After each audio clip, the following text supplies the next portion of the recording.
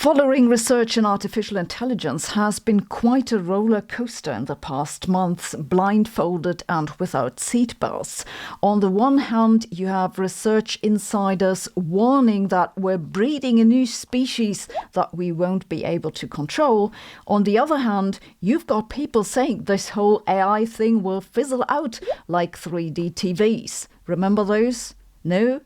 Exactly. Personally, I think the major issue at the moment is access to high-quality data. And indeed, a new report just detailed that the issue is becoming increasingly pressing. The rapid advancement of generative AI has been fueled by vast amounts of free, publicly available data. But in a new report, the Data Provenance Initiative says that data commons are shrinking rapidly for a simple reason. People don't want that data to be used for free to train AI so that others can get rich. Who'd have thought? Lots of website owners and organizations are now doing what they can to restrict access to their content. And so AI companies increasingly struggle to find new data, especially about current events and at high quality. This issue has been highlighted by two cases that attracted a lot of attention, that of the New York Times versus OpenAI and Perplexity versus Forbes. The New York Times alleges that OpenAI's early GPT versions basically reproduce New York Times paywalled content word by word. This doesn't happen with the newer GPT versions, but of course that just raises the question of how much do you have to shake English grammar for content reproduction to no longer count as plagiarism. The case of Perplexity was even more perplexing in that they simply reproduced articles from Forbes without attributing Forbes. Everyone pretended to be very upset about it, but let's be real. Content stealing has been going on ever since the dawn of the internet. The only new thing here is that now it's being done by bots. Yay, progress. Every time a news provider puts up a paywall, someone will subscribe and reproduce the content elsewhere, sometimes referencing the original source, sometimes not. For all I can tell, 99% of what's called journalism these days is just stealing stuff without attribution. I clearly need to do a proper rant on copyright hypocrisy, but I digress, so back to AI. The way that companies train their models is by using web crawlers. Sounds like a robot spider, but it's actually software which crawls around online and searches for new content. Web crawlers are nothing new. Google, for example, has been crawling around on the internet since approximately 250 BC to index websites, because how else are they supposed to dish up that obscure cat meme you desperately searched for at 3 a.m.? Or is it just me? You can, in principle, block web crawlers from accessing your website if you put instructions into a document called robots.txt.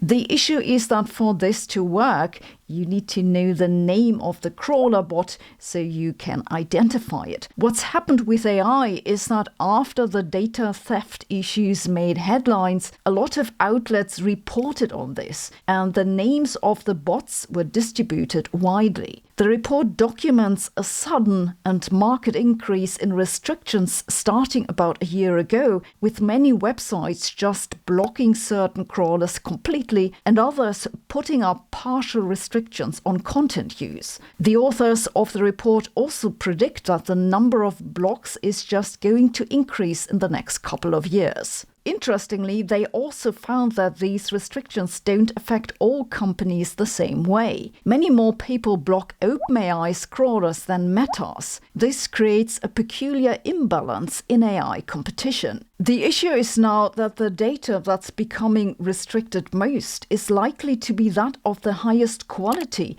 and probably also the newest. So this will make AI models increasingly less useful for certain purposes. Of course, AI companies could just rename their crawlers, but that'd make really bad publicity.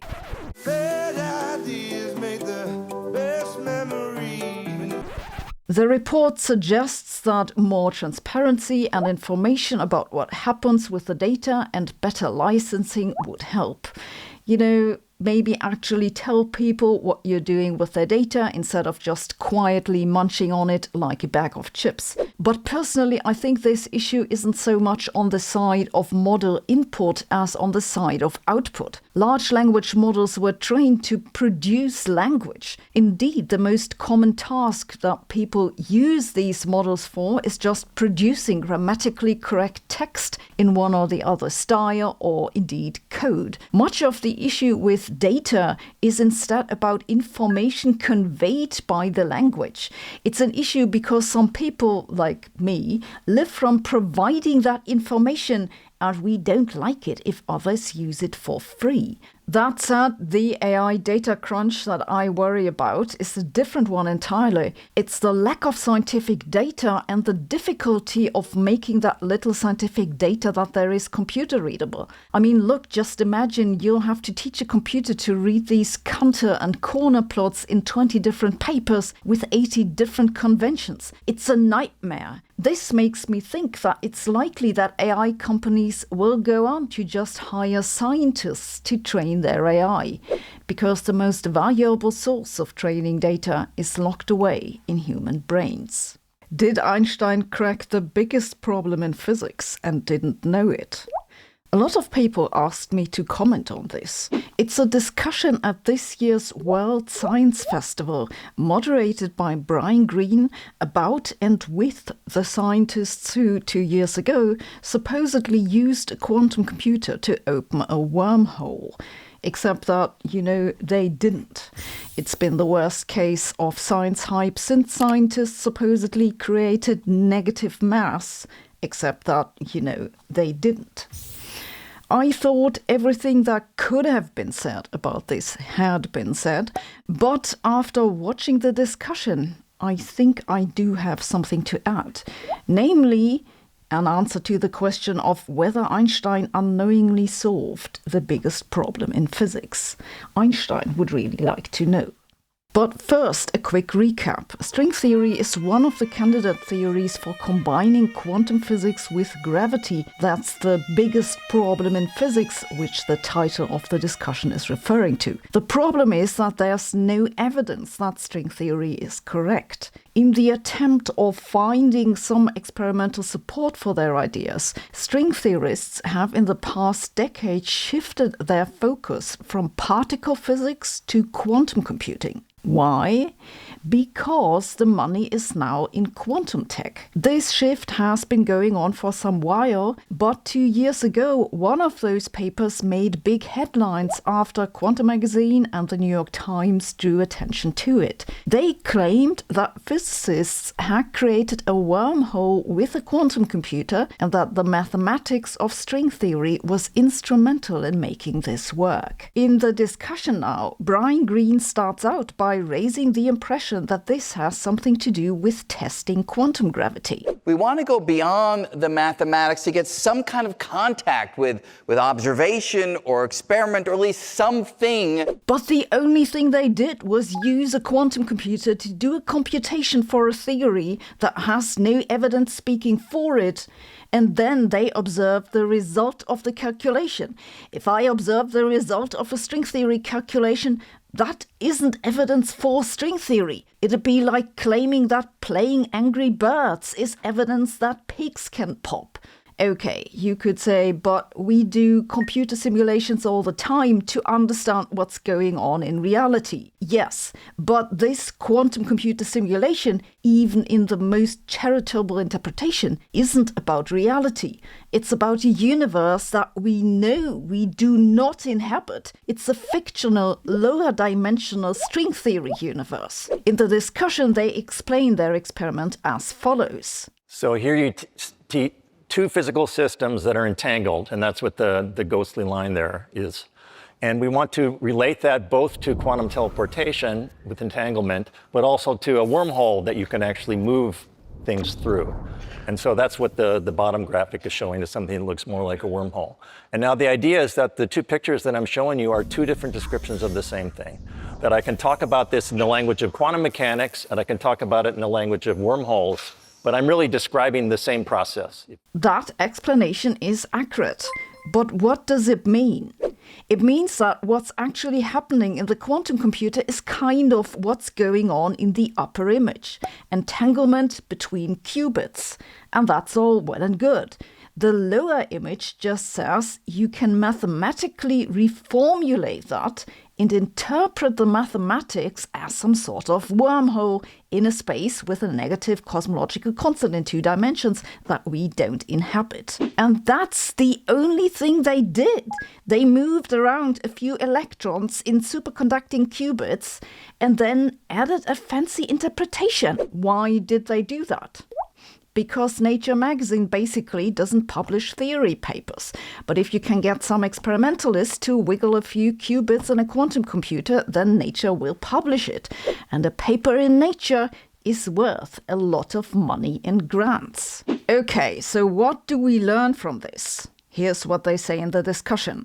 Now, so what we'd like to do is let's repeat this with, say, 50 qubits or 100 qubits. You can do this with as many qubits as you wish. It will not tell us anything about quantum gravity because we don't live in the sort of space that this simulation can be interpreted as. Also, they forgot to mention that after the paper was published, several other researchers questioned whether it actually did what they said they did. There's a part of this story which I haven't mentioned before that you might find amusing. Several years ago, I was invited by an editor at Quantum magazine to write a regular column for them. I did this for some time, and you can check this on their website. Then I wrote an article in which I explained my misgivings about how string theorists are deliberately confusing the public by conflating those mathematical dualities of black holes with real black holes. It was titled The Dual Life of Black Holes. Yes, my article was warning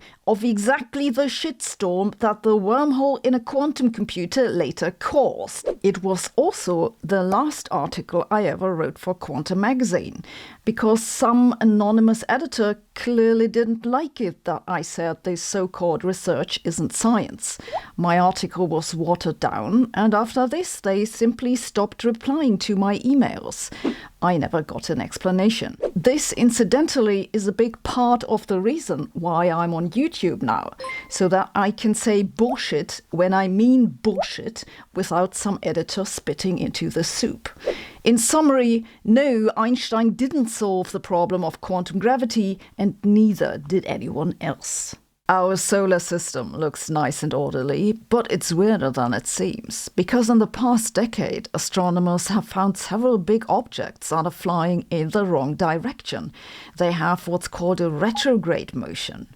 This doesn't fit together at all with how we think the solar system formed, from one spinning disk. Now a group from the Supercomputing Center in Jülich says they know what happened. It's that in the early days of our solar system, another star flew by and almost collided with us. Let's have a look. This group ran a little more than 3,000 computer simulations, each with 10,000 particles to simulate the disk from which our solar system formed. They then calculated how well the results of each simulation fit to the way our solar system actually looks. The case which you see here is, they say, a near perfect match. Pretty! Okay, let's try to figure out what's going on here. Astrophysicists think that solar systems all form more or less the same way. Gas clumps under the pull of its own gravity and begins to heat up. But it's very unlikely that the gas cloud has no angular momentum whatsoever, because different parts are moving in different directions. And since angular momentum is conserved, this means that as the cloud collapses, it must begin to spin. The spinning flattens the matter distribution to a disk. So far, this is very similar to how spiral galaxies form. However, what happens next is that in the center the gas gets so hot and dense that nuclear fusion sets in. A star is born, and far away from the center, the disk gradually begins to cool. Small chunks of matter begin to stick to each other and grow to increasingly larger sizes. They form planets which continue to orbit around the hot star in the center. This common origin is why planets in solar systems are usually usually all more or less the same age, go in the same direction around the central star, and orbit pretty much in a plane. The composition of the planets, interestingly enough, depends on their distance from the star, which is why planet Earth doesn't have the same abundance of chemical elements as the Sun, but that's a different story and shall be told another time.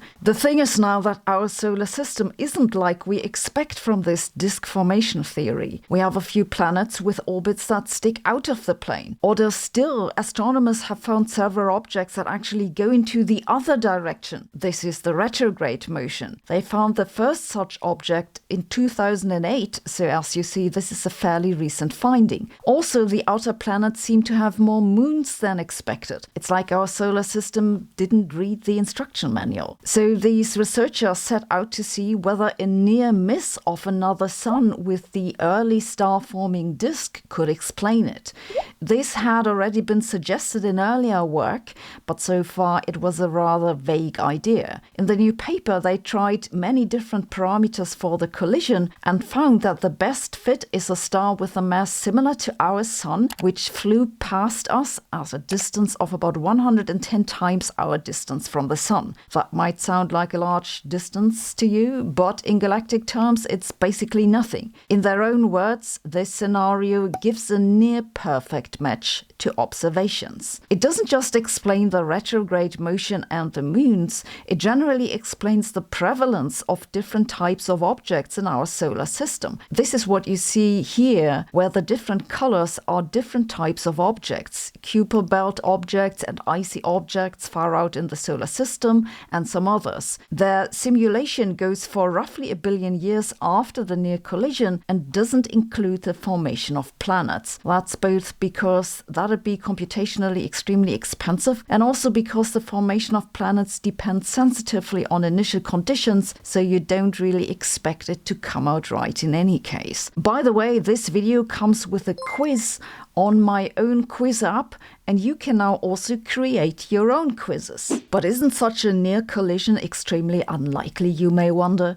The answer is somewhat distressingly, it's not as unlikely as you might think. The more we've learned about our galaxy, the more it seems that it isn't remotely as orderly as we thought it is. The researchers estimate that in our galaxy alone, about 140 million such close flybys have happened. We've also recently learned that our galaxy has significantly more rogue planets and rogue black holes than expected. These rogue objects don't neatly go around the galactic center while bound in another solar system.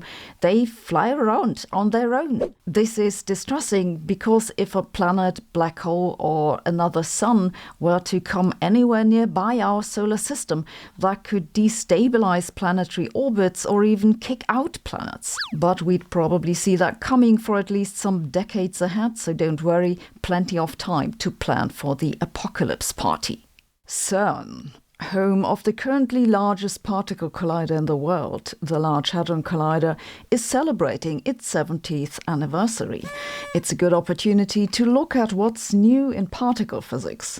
To which the answer is nothing. They're still clinging on to their fading relevance and still hope to build their next bigger mega collider. But regarding that collider, I have a little update on how that's going. Spoiler alert, not great. Particle physicists have kind of disliked me ever since I wrote a New York Times op-ed in which I said, we don't need a bigger collider. But I've never been critical of CERN per se, just of their idea to build another huge collider and of their misleading claims about its promise.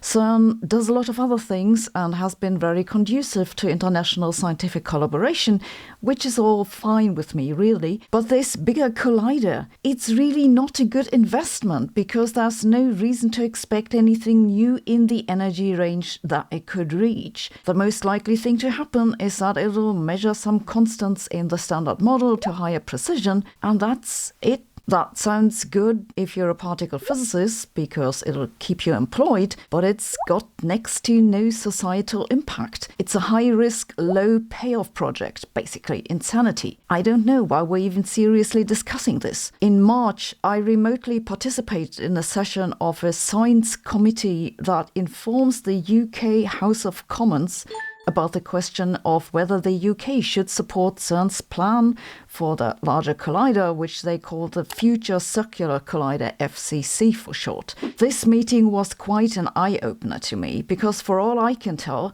I was the only person in attendance with a background in particle physics who was not in some way affiliated with CERN. They had a second physicist in the session, Dr. King. He's a retired condensed matter physicist, and said to my big surprise that of course the FCC would find new particles. And the higher energy you go to, the more particles you will discover, and yes, it will provide a more complete understanding. And I was talking about the Large Hadron Collider as really being the last chance for this community to do some significant work, because otherwise, now we go from 77 kilometers to 91 kilometers. What's the end point?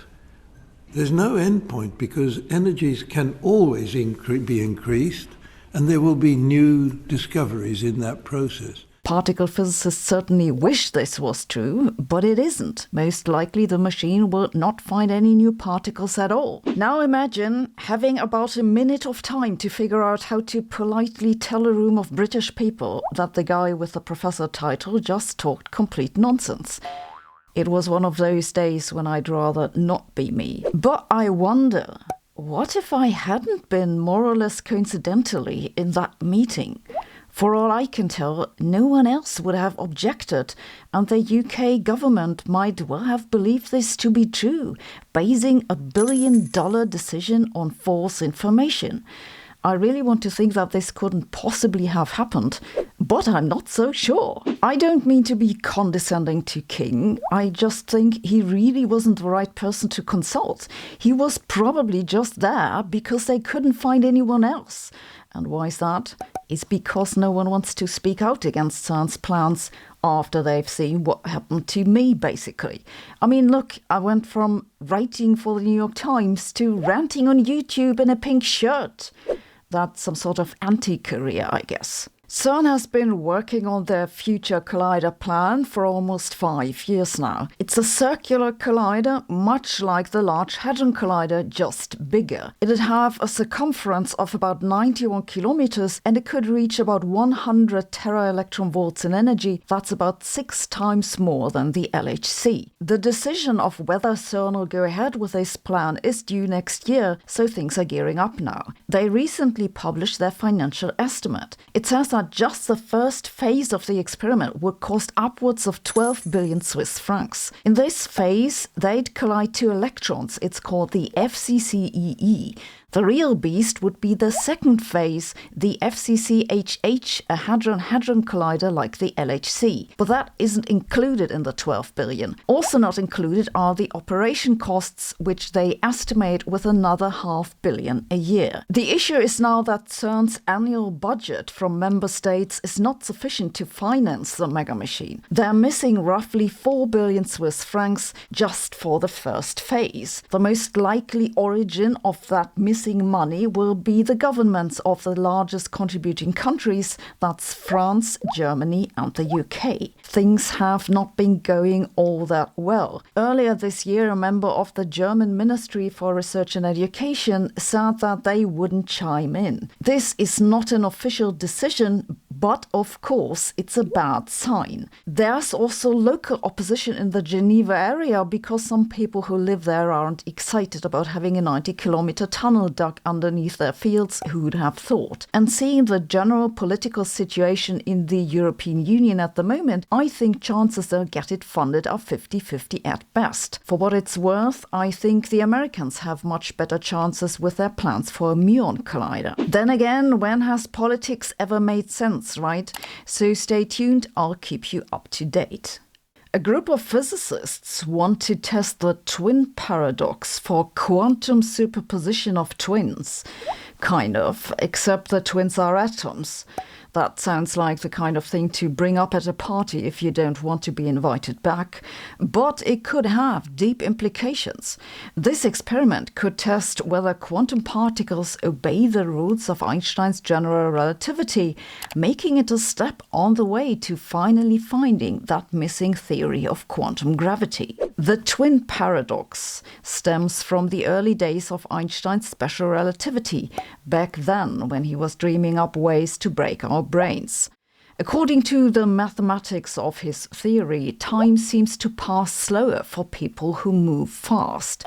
But fast motion is relative. If you zoom by in a rocket, you move fast relative to me, but according to you, I'm the one who's moving fast. This symmetry has given rise to the thought experiment with the twins. What if one of the twins gets into a rocket, flies at high speed, and then meets again with the other twin? Who's older? It seems like each of them is older than the other. That's the paradox. Most awkward family reunion ever. The solution to this paradox is that the passage of time doesn't actually depend on speed.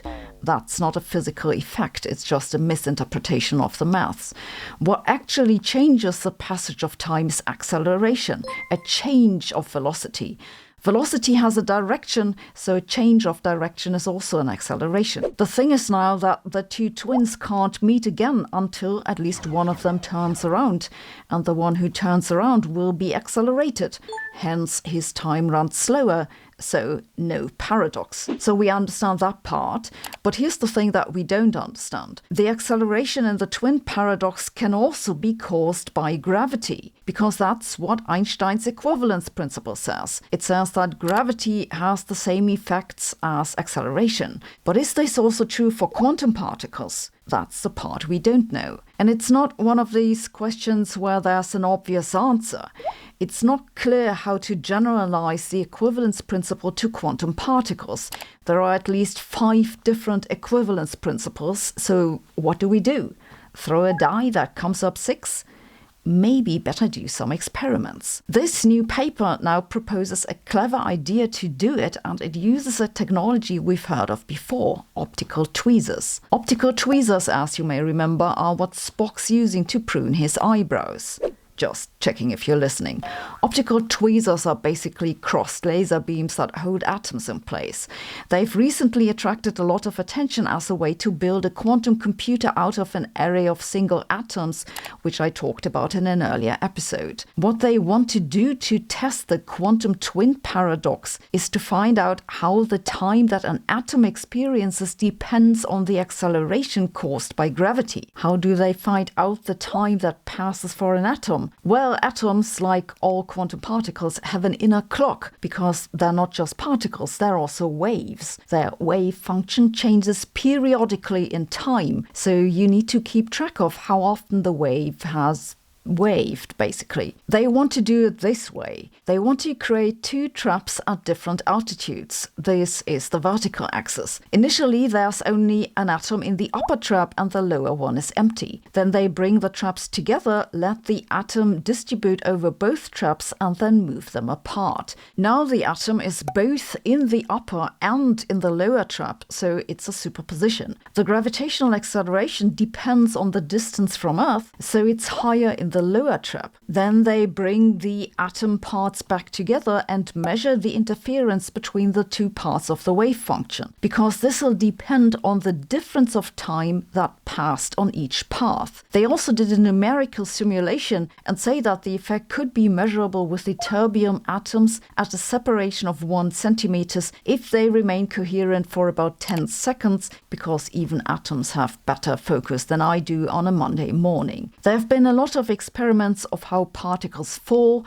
and that includes particles in quantum states, like a Bose-Einstein condensate. There have also been experiments that test how atoms interfere, but those have been experiments on clouds of atoms, not for superpositions of single atoms. I find it amazing how much we're today still talking about thought experiments that are 100 years old. The elevator thought experiment that led to the equivalence principle, the twin paradox, even Bell's theorem go back to people who wondered what would happen if, back then in the time when thinking still worked.